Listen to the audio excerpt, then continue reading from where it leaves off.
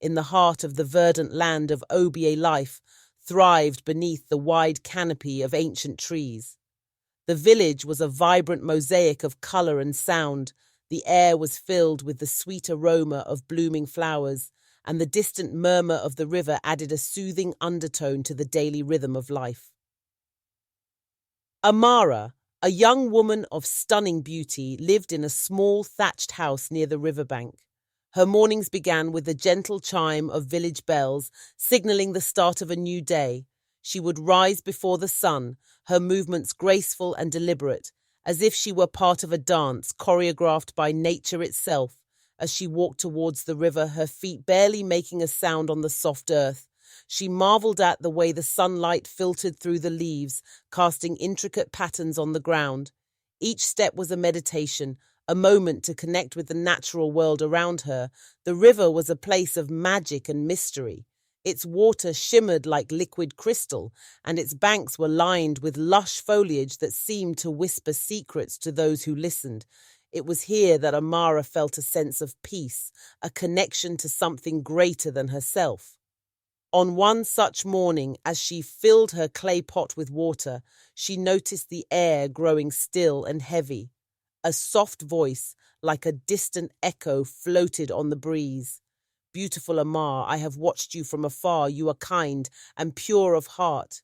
Startled, Amara glanced around, her heart pounding in her chest. She saw no one, but felt a presence, a tingling sensation that made her shiver. She finished her task quickly, her mind racing with questions: who had spoken to her, and why days turned into weeks, and Amara's visits to the river became more frequent.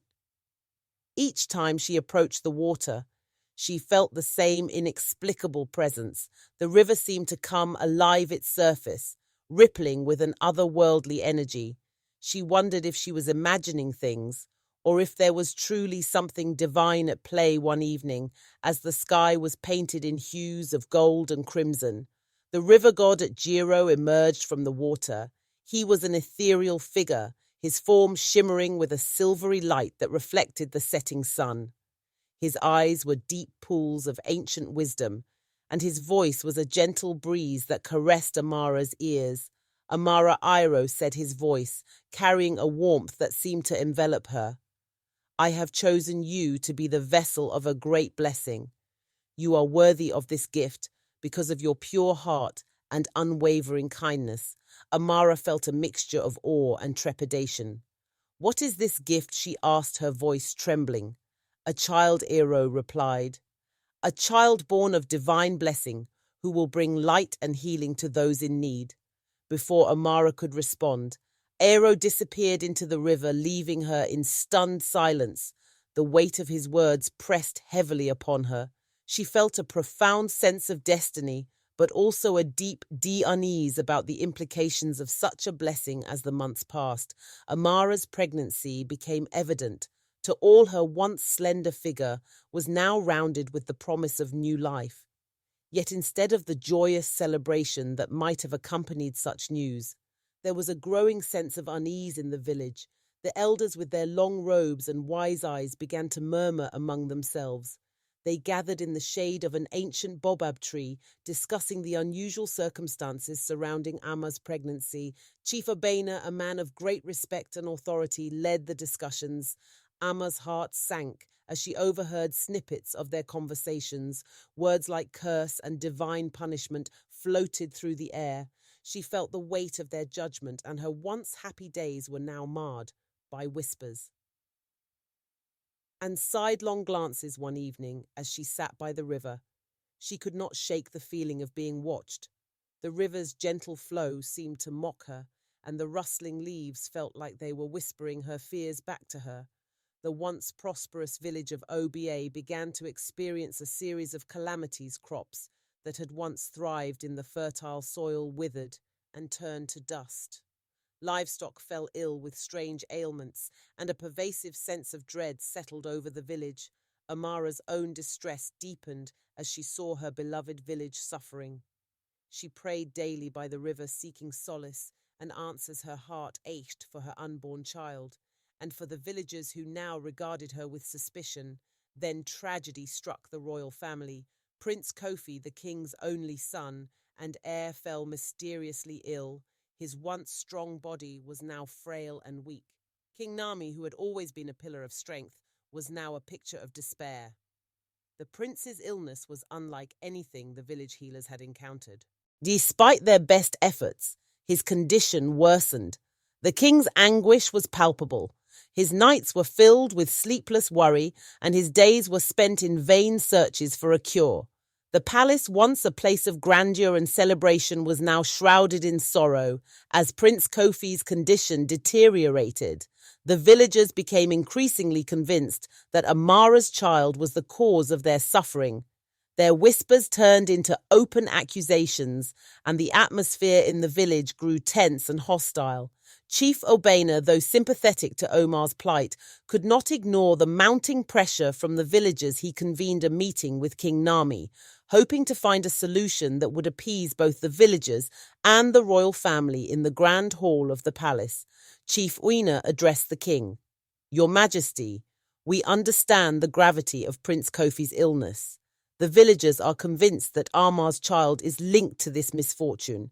We must find a way to address these fears and restore balance." King Nami, with a heavy heart, nodded in agreement. "I am willing to consider any solution that will save my son and bring peace to my people, but we must act quickly." The meeting ended with a sense of urgency. The king and the chief were united in their quest for answers, but the path ahead remained uncertain. Amara's life became increasingly isolated. The once friendly faces in the village were now distant and cold. She felt the sting of their rejection deeply, but her love for her unborn child kept her going each night. As she lay in bed, she would caress her growing belly and whisper words of comfort to the baby inside. She spoke of the beauty of the world, the strength of their ancestors, and the promise of a brighter future. One night, as she slept fitfully, she felt a familiar presence. Ajiro appeared in her dream, his form glowing with a suit light. "Amara," he said gently, "do not be afraid. Your child is a blessing, not a curse. She will bring healing and hope to those who need it." When Amara woke, she felt a renewed sense of hope. At Jiro's words were a balm to her troubled heart. She resolved to protect her child and to remain steadfast in her faith, no matter the challenges ahead. The day of Neka's birth was both a moment of profound joy and deep apprehension. The labor was long and arduous, but Amar's determination never wavered. As the first cries of her newborn daughter filled the room, Amara felt a surge of love and relief. Neka was a radiant baby, her skin glowing with an inner light. Her eyes, even at birth, seemed to hold a depth of wisdom that belied her tender age. Amara named her Neka, meaning mother's pride, and felt a powerful connection to her child. As Neka grew, it became clear that she was a special child. Her laughter was like the tinkling of wind chimes, and her presence brought a sense of calm to those around her. She had an uncanny ability to soothe even the most troubled souls, and flowers seemed to bloom wherever she went. Amar's heart swelled with pride and hope for her daughter. Despite the villagers' continued hostility, she found solace in Nika's pure spirit and extraordinary gifts. Nika's abilities continued to develop as she grew older. Her touch had a healing quality that amazed those who experienced it. She would often be found tending to sick animals or helping injured villagers with a gentle, soothing touch. Despite her growing reputation as a healer, Nika remained humble and focused on her mission. She understood the weight of her gifts and the responsibility that came with them. She had learned from her mother that true healing went beyond physical remedies. It was about restoring hope and balance. One day, as she was walking by the river, Ero appeared before her once more. "Neka," he said with a voice that was both reassuring and commanding, "your time has come. The prince is suffering and you have the power to heal him. Your journey will be challenging, but you must trust in your abilities and in the divine blessing that you carry." Neka felt a mix of excitement and trepidation. "How will I help him if the villagers in the palace do not believe in me?